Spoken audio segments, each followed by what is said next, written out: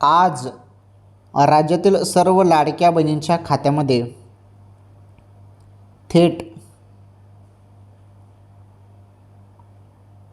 3,000 रुपये वाटप.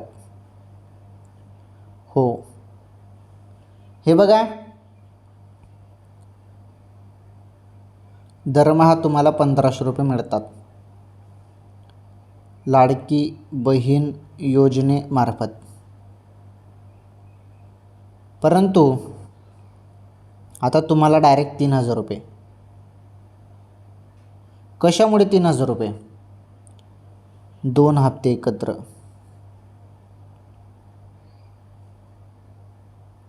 भरपूर बहिणींना सप्टेंबरचा हप्ता आलेला नाही, त्यांना सप्टेंबरचे 1,500 रुपये आणि ऑक्टोंबरचे 1,500 रुपये झाले 3,000 रुपये.